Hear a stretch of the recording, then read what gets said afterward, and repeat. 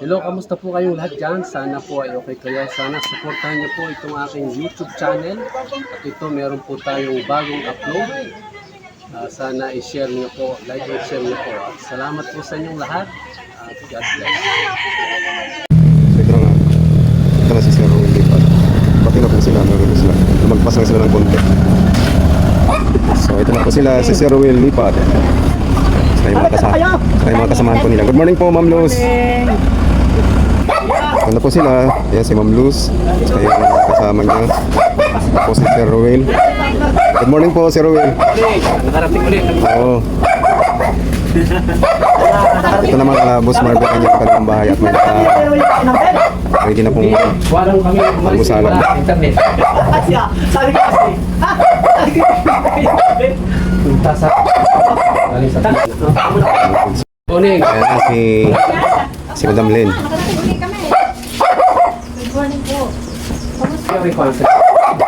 Ay, may mga food na dito. Sarap ng pansit. May inahaw pa. Ate, galing maaso ko.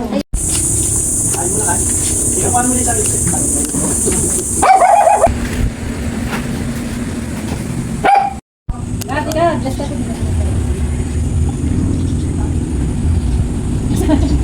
Panginoon Diyos Sumanan, sa lahat, salamat po sa biyahe. Hindi na natin nakukot na makarating dito po kung ano mga sa panginoon. Kaya po nalalapit po namin ang mga pagkain po na kasi po sa langit. Kami po sa lakasan sa Panginoon. Salamat po sa kamay na biyaya sa mga ito. Remember na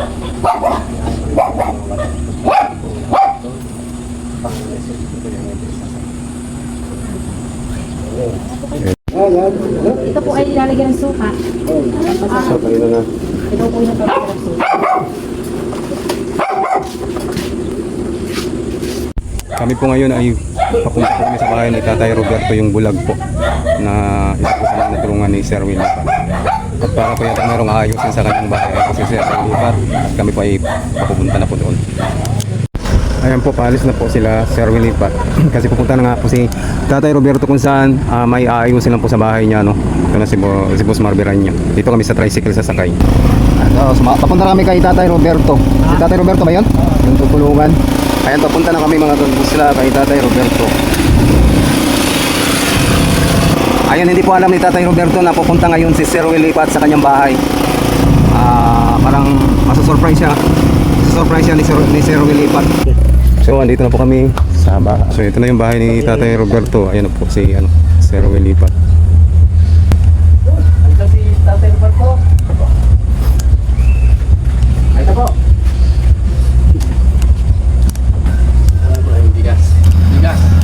Yan, bigas para kay Tatay Roberto. Bibigay ni Sir Will lipat. Hello. Binigsahin niya. Tatay. Tandaan niyo ka lang kung sino ka. Tanda pa. Pare, may talagang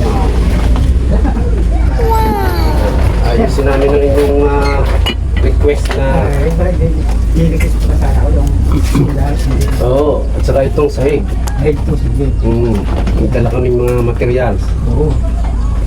Kumusta kayo? Hindi ako sabit ba kayo sa gatan nila sa ilahan ko. Yan, may pangsahing na kayo. Yobet! Anong balita na? Ayos na. Andito na si Kuya Ruel. Nagpa si Brother Ruel. Ano? Ayan Kuya Ruel pang yung mga yan ang bilhin ng mga dyan, tsaka yung mga lagay yun yung damit. Kumusta ka na? Ayos na? Ha? Siya lang para din mag-isa. Ito yung CR na ginawa Nag-iisang bulag. sa kanila. Ito yung lutuan dito ni Tatay Roberto. May dala at kami bababa namin Kuya Obed, pwede bang ano yan? May kanin na, ayun, may kanin na tulang po siya. Dito muna sa labas. Kaya rin agad? No, pagka titingnan natin kung anong katin, ano yan eh. Kami na muna magbababa. Kaya dito pala, mayroon ka pala kasama dito si, ano ba yun? Bababa ko yung mga material na tubula dito sa gilid na At papababa natin kay sa tatlo tayo. Ito yung mga gamit na gagamitin doon sa bahay ni Tatay Roberto. Ito. Ay, hindi na pala. Ayan po. Bulag kasi inaanay na. Akin na kuya, akin muna po. Ayan. At hindi po namin ilalagay.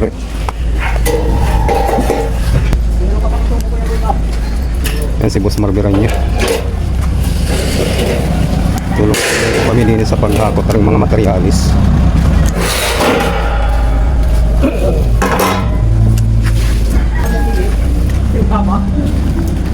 Ano ba yung kasama ko? Hindi kasama.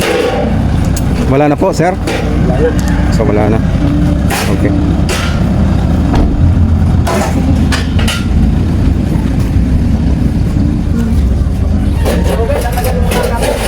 So ito na nga yung mga materialis lahat na gagamitin dito sa bahay ni Tatay Roberto po. Para hindi na siya kaanayin. Oo. Popular na. Para maging matibay yung kanyang ano ng bahay niya. Yung kanyang sahig. So ito yung mga gagamitin doon.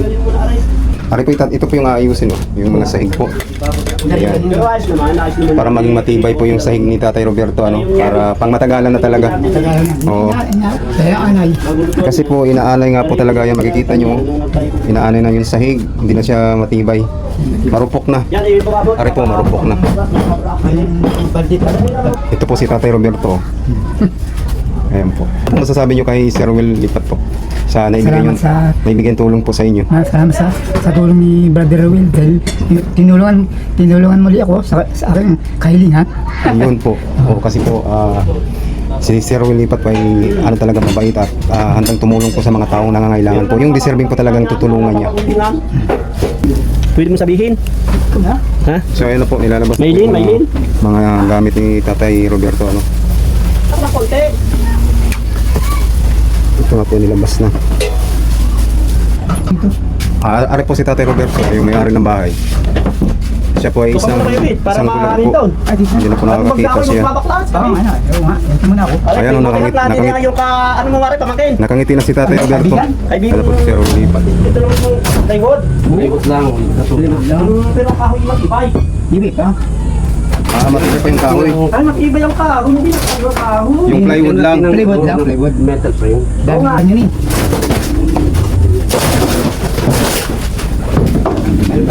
Ay, matitibay pa pala yung ano.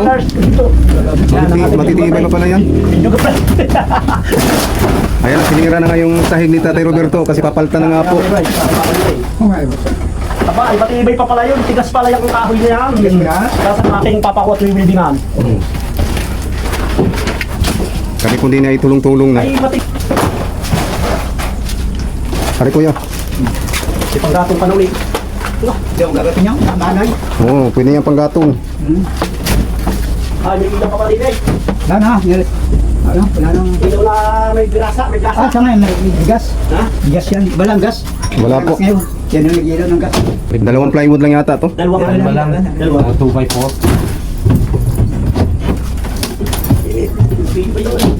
Matitibay pa pala tong mga kahoy. Iba yung kahoy, hindi na ano. Hindi na bulok. Gawa naman ano eh. Ano? Natin tubular. Wala na dyan nga po. Tubo lang. Lalagyan natin para suporta. Oo. Building.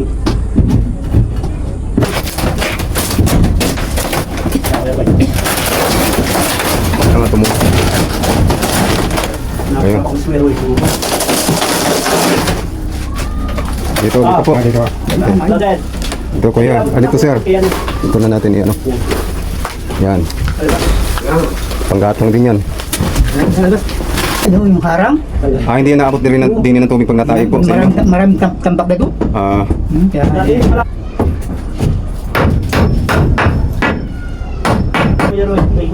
babawal na yun.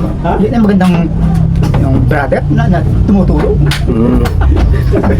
Ayan, masaya-masaya po si Tatay Roberto ngayon, no. Ang ganda po ng ngiti ni Tatay Roberto. Dahil muli po siyang naibisita ulit ni Sir Willie din po sa kanyang bahay. Alam na niya yung Kaya po may nakakain na, Tatay Roberto. Di pa? Ay, hindi pa? Bagong kain lang. Kumain muna kayo. Mamaya na, ako yung puso pa. May dinala palang pagkain eh. Kaya, Para na, maghahakot na.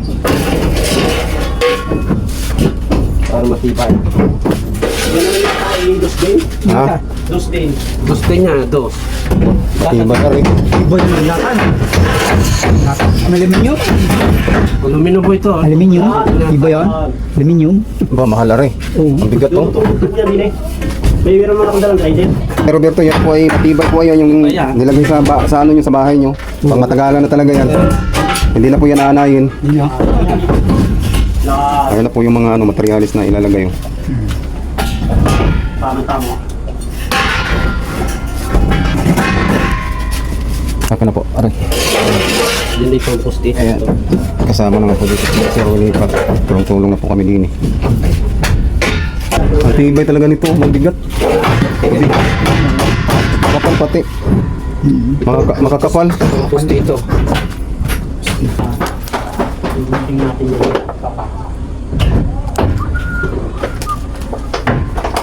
Na po at inaayos na talaga rin bahay ni Tatay Roberto, ano pong masasabi niyo po na inaayos po tong bahay ninyo? Salamat na lang kay Brother Will. Ha? Papasalamat na kay Brother Will kasi Ayun po. tinutulungan muli ako niya. Ayan, siya daw po ay nagpapasalamat po kay Sir Romil Lipat sa pagtulong po sa kanya dito sa pag-ayos sa kanyang munting tahanan. Para po ay tumibay na. Nilagyan na ng mga, ano ba tawag ito? Sorry talaga. Tanggalin mo na yung isang niyang mahalapat na yan. Hindi mo kabado.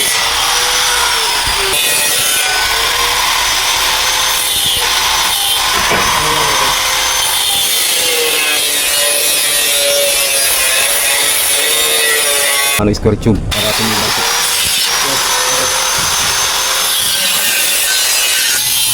Ano mga po, ginigil ito mga nakalapat ng mga square tube. Ganda na, no? Oo, maganda na po itong pag-ano ng sahig.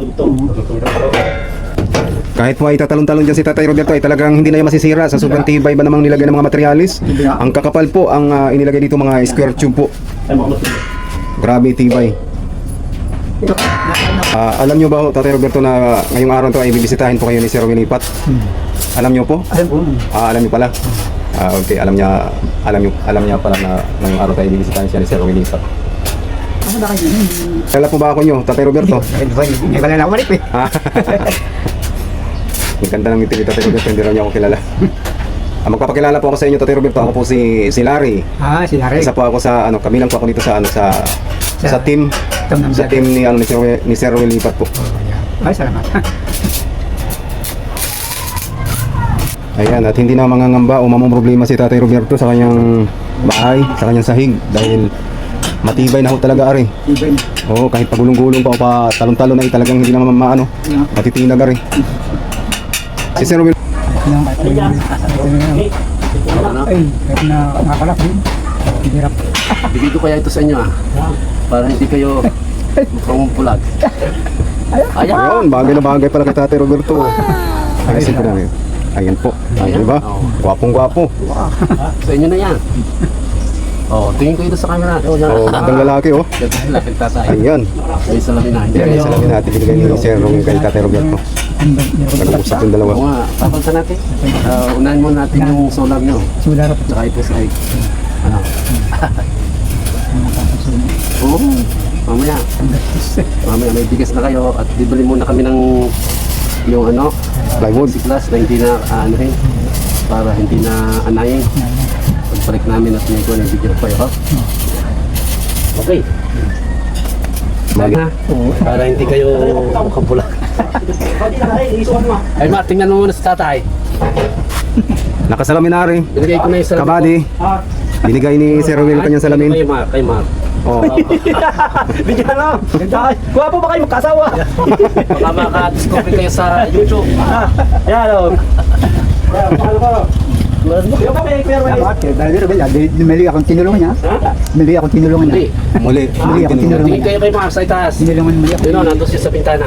Kaya Kuya Ube, gwapong-gwapo na. Baka ikaw naman ano din ng babae. Punta ka dyan. Wala tayong pakusunod sa bahay. Okay lang pala yung ganyan kami, Kuya Ube, para hindi ka natana ano. Na hindi kayo pulag. Gwapong-gwapo na. Binigyan ko po ng salamin. Binigay ko yung salamin. Ay, salamin mo ba yun, Kuya Roy? Oo. Ano, maganda ba yan, Kuya Ube? Nakita mo yan? Ganda yan. Tawa Paano si ano mo Gusto. makikita? Yung iwawala yan. Nakita mo ba maganda? Galing state ko lang. Alam, nakita maganda. Ibulag na ibalik ka yan. Salamat kay Kuya Ruel dahil balikan na balikan. Meron ako na ni Brother Pero Ruel. lagi ka naman naaalala ni Kuya Ruel dahil yung mga dinadala ng nating mga pagkain sa iyo, ay kinukumusta ka niya sa akin. Oh, hindi nakakalimutan. Status mo na. Parang payat kayo ngayon eh. Oo, wala. Konti yung biyaya. Nagdadayot pa. May bigas na kami dala at mamaya bigyan pa kayo ng bili ng pangulam, okay? Bili muna tayo ng plywood o yung plexiglass para nasabihin ko kayo mga Ayan.